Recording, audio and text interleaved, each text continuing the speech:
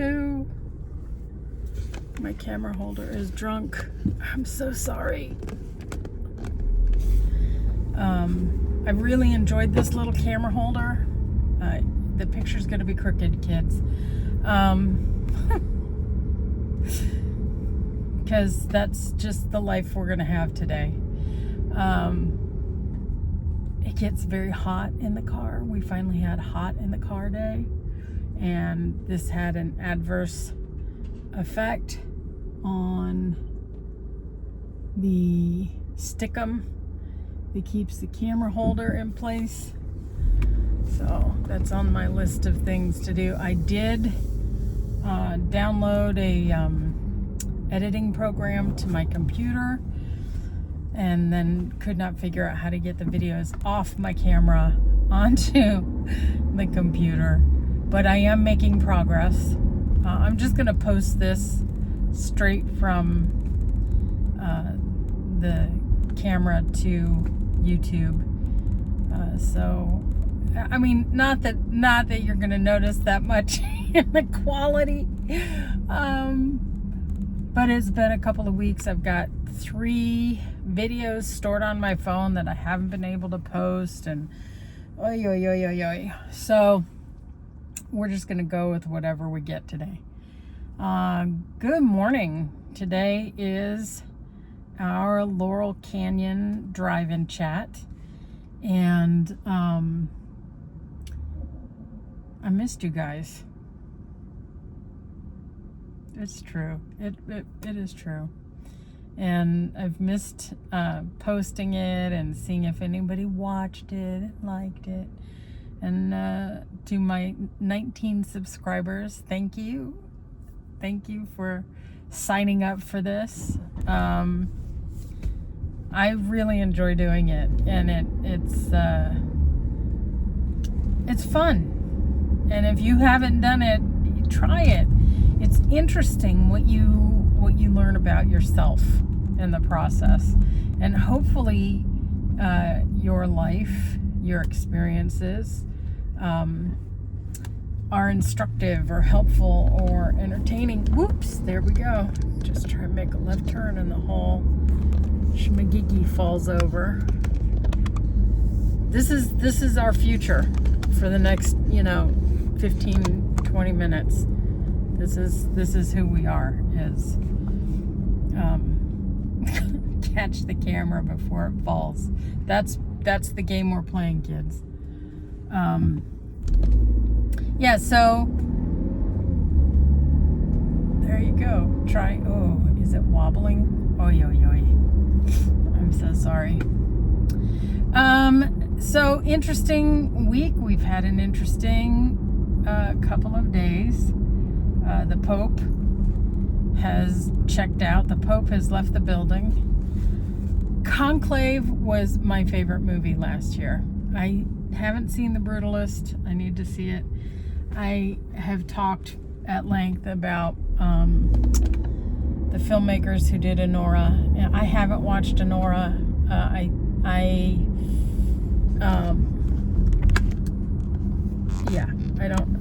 Everything I ever said before. We don't need to keep recapping that, but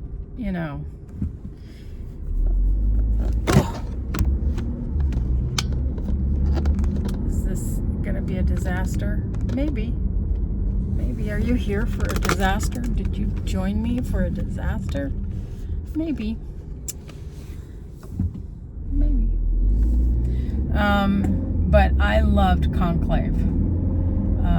And it's about the selection of a new pope. And I found it so riveting. And now those dudes are all locked up in the Vatican, and they're doing in real life what they did in that movie. And they're campaigning to see who's going to be the next pope. And it's, I don't know. I think what makes it interesting is because the Catholic Church has been around for so long. But even in my lifetime, I've seen its influence shrink. And it's almost like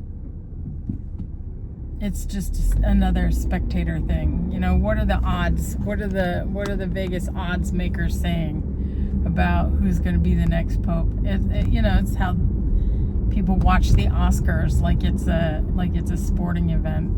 And you know, choosing the next pope is a matter of curiosity, but not a matter of impact for me personally. And if you are Catholic and you're deeply offended by what I've said, okay, that's okay. Then maybe you'll do the Christian thing and pray for me. Pray for me to get a clue, because when it comes to all this stuff, I just really don't. I don't have it. I do think it's hilarious. The stuff that people are saying about J.D. Vance as a result of this this event. I'm also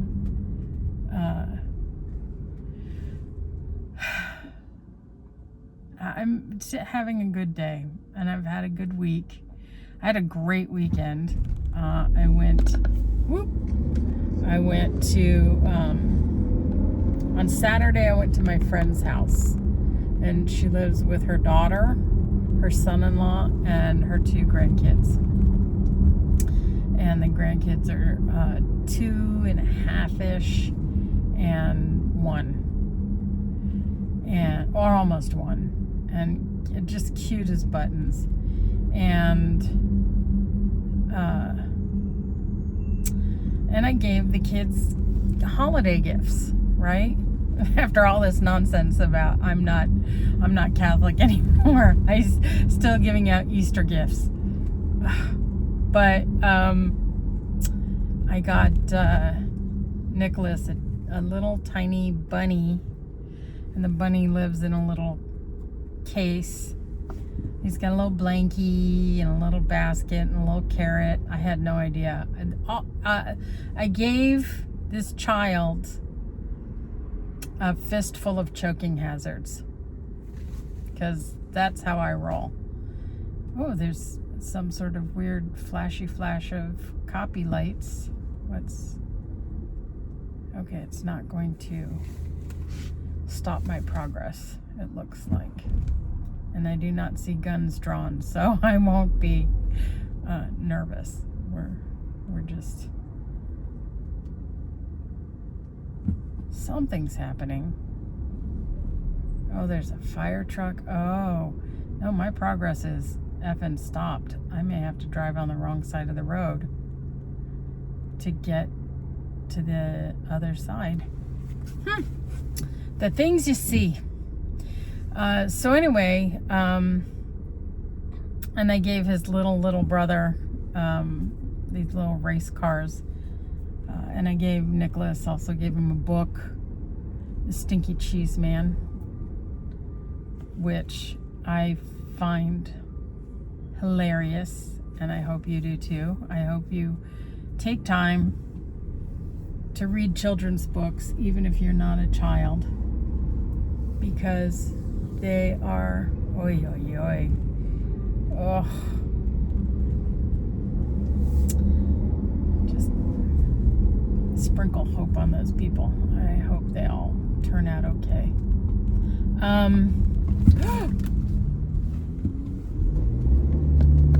What I observe about you, sir, is you have scratches all up and down the side of your car. So maybe that explains why you're taking risks. You're not a safe driver. So I give the kids these gifts, and then, you know, there's a nap time, and then there's a wake time. And Nicholas gets up from his nap, and he starts to cry. Well, apparently crying after the nap is a totally normal thing at this stage of his life experience. Excuse me. I got some kind of hiccup situation happening. And finally we hear what he has to say. And basically, he's crying because he's embarrassed. He's embarrassed because I gave him 2 gifts. The little bunny and a book. And he has no gift for me. Ugh.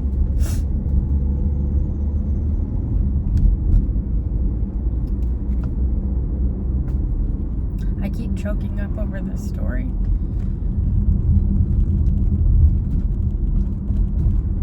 It was so touching. It was so beautiful. It was really beautiful. Little 2-year-old kid understands that it's not the exchange of objects that's important. It's that there's a sentiment attached to it, that it's a means of building and deepening personal connection. So a little while later he comes to me and he says, I have a gift for you. And he hands me one of his toys. And the toy he's chosen to give me is a little green SUV. And I know I mostly show you guys the inside of my car, but what I drive is a green SUV. So he even put thought into what toy he wanted to give me. I thought that was just so lovely. And then the next day I went to go see my niece and my nephew. And I feel pretty confident when I buy stuff for my niece. You know, I get her. You know, we have the same birthday for one thing. But I don't know, we just have a connection. My nephew, however, frequently expresses a form of rejection on anything I've ever given him, which is kind of a new experience for me, because I'm a pretty good gift giver. I may not give you gifts on your birthday or on a holiday or anything, but when I do give you a gift, it's because I found something that was meaningful, that I think will be perfect for you. That's my gift giving strategy. Give something good, not by appointment only.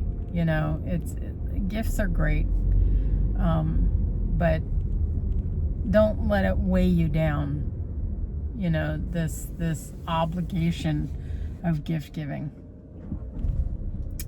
So I got him some books about 1.5 years ago, 2 years ago, for Christmas. He unwrapped the books and then threw the whole thing on the floor like it was garbage. This past Christmas, I gave him a light bright, and he announced that what I gave him was kind of lame. He's like 9 years old, right? And the kid has never had a filter. He just never has had a filter. So after this amazing experience with Nicholas, it made me extra dread what kind of reaction I was going to get for the Easter gift. And I spent a lot of time thinking, well, why does it matter to me if he likes this gift or not? Why is that even a thing? Why is that even important? And I had to take some time and really dig into it, because he's going to be who he is no matter what. And this is not about controlling him or his reactions or anything, but I'm also not going to spend a lot of money on gifts if they're just going to be rejected.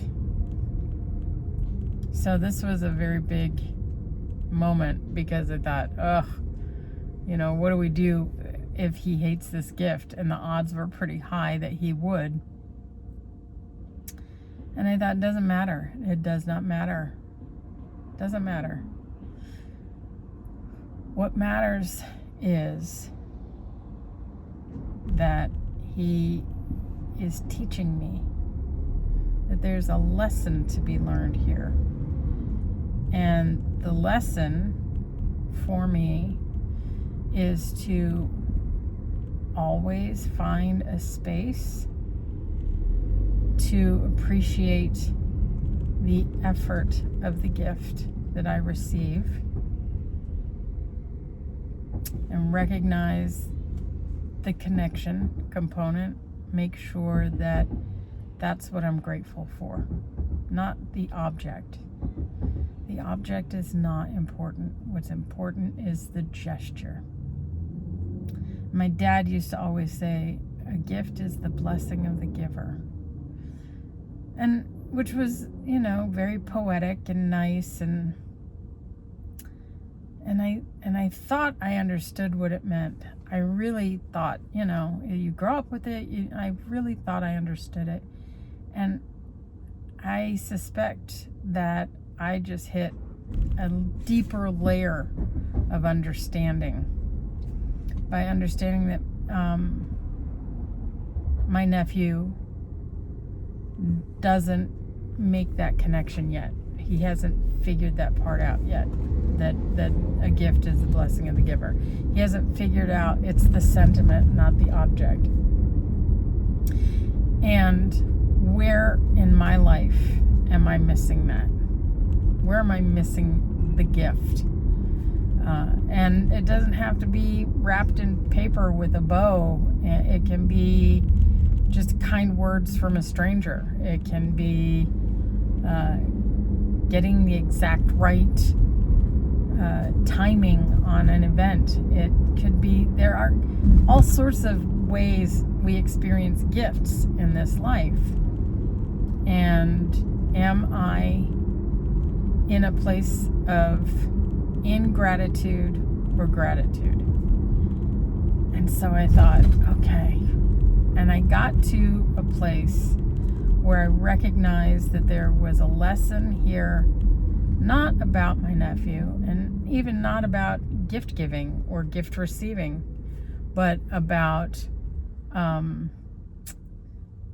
my character. And in what ways do I reflect that behavior? It was very eye-opening. So I get down to my brother's house and I see my niece and nephew, and I had gotten him a remote control car that flips around and does stunts and what have you. And he opened it up and immediately demanded batteries for it to be operational. And my niece figured it out and got it going for him, and he jammed it around the house, and he really enjoyed the gift, which I think is the first time he's enjoyed a gift I've given to him, maybe ever. Maybe ever. Did I do the right shopping? Maybe. But also, my attitude shifted, and I wasn't attached to the outcome of whether or not he was happy with the gift. I was satisfied that I had met my objectives, which was to express to the kids that I care about them. And for the first time ever, he really dug the gift. I think that's some of that law of attraction mumbo jumbo that they talk about. You know, if you want to change the world, change the way you look at it. If you want to see a different result than what you were expecting, change your attitude. I changed my attitude, and I was open to whatever he was going to throw at me. And I was delightfully surprised and grateful that he chose enjoyment. Great weekend. Really super great weekend. Yeah. I had a lot of fun. Even getting gas was fun. There was a lady at the gas station. Well, okay, Saturday morning I go to get gas, and there's several other cars at the pump. Every single car was being gassed up by a woman, and the woman across from me kept looking over at me, and I said, yeah, you've noticed the same thing I did, that all the ladies are gassing up the cars because of all the driving around they're going to have to do tomorrow. We're all here planning ahead for our weekend. And she said, no, you look really familiar to me. I'm like, I do? She said, where do I know you from? Listen, kids, I have 19 subscribers. I love all of you. I appreciate all of you. I doubt very strongly that any of you was gassing your car at the Chevron on Saturday. I just don't believe it. So the next logical thing comes to mind, which is I probably look like a favorite babysitter or something. People always, you remind me of my cousin. You remind me of a babysitter. That's who I am. I'm apparently a nurturing but not motherly type. So she laughed, and she told me that people frequently think she's Maya Angelou. And I said, God, that's got to be like flattering and frustrating at the same time, because Maya Angelou has got to have many decades on. Yes, I do know she has passed. She's no longer with. She and the Pope are now keeping company wherever dead people keep company. But this lady was probably around my age. I would clock her, in her 50s. She was lovely, just really lovely. But what I knew from that remark was that the people who ask her that are dumb white people. Let's just own it. White people. Oh, whiteies. Sometimes we are such a problem. And the other thing I knew is that she's remarkably intelligent. Because that's the vibe. When you think of Maya Angelou, what do you think of? I think of somebody who's regal, who is profoundly intelligent, who has great wisdom, great perspective on the world. There's a lot of really noble things about her. And she lived a life, man. She did some stuff, and I just knew this lady was really smart, and I liked her. So we finished gassing up about the same time, and I told her, I said, you have a good weekend, Maya. And she got a nice laugh out of that.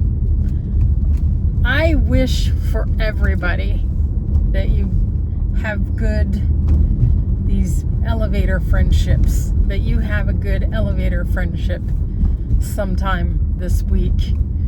The passing of time with a stranger for just a couple minutes and that you have a wonderful interaction like that, because it was nice, and the energy of that experience kind of set up my weekend. It was really, really exceptional.